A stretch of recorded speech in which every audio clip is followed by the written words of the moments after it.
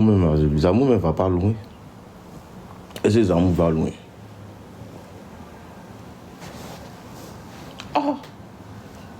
Ou bien, on n'a qu'à tout vous dire, quoi. Les Marocains qui ont fait des amours, ils ont eu 30 plats qui sont morts. Vous pensez que l'argent, ça appartient à un esprit, quoi.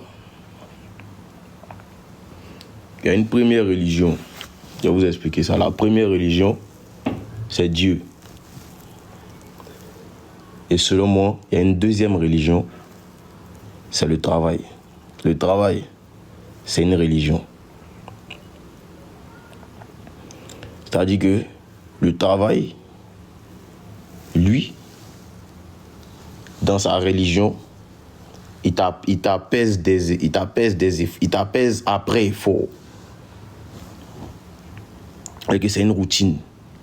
Il faut que tu souffres pour aller mieux. Parce que si tu n'as pas compris si tu n'as pas connu la souffrance, tu peux pas savoir ce que ça fait que d'être bien, de se sentir bien.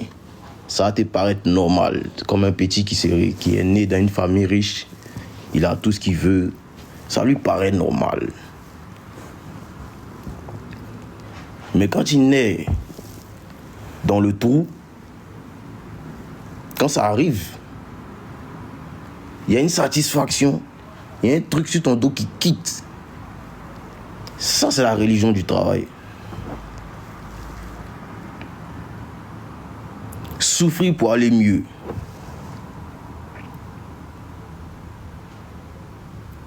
C'est-à-dire qu'on laisse Dieu à côté. Hein.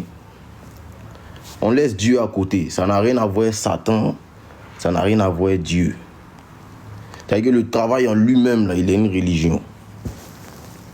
C'est-à-dire que si tu veux aller mieux, là, lui, il te fait souffrir. C'est pas Dieu qui donne l'argent. Si on vous a dit ça, c'est faux. Il y a les plus grands maudits, les plus grands sorciers qui sont riches. Et qui ne sont pas contents, qui ne sont pas en paix. Qui sont embrouillés, ils sont énervés, ils sont sa pète. Ils ont le plata. Ils ont le plata, mais la vie même est belle. C'est pas Dieu qui donne l'argent. Si on vous a dit Dieu donne. Autant de Dieu, là, il y avait les billets.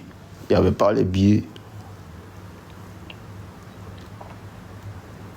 Donc le travail, c'est une autre religion.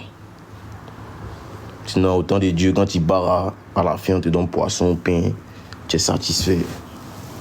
Voilà.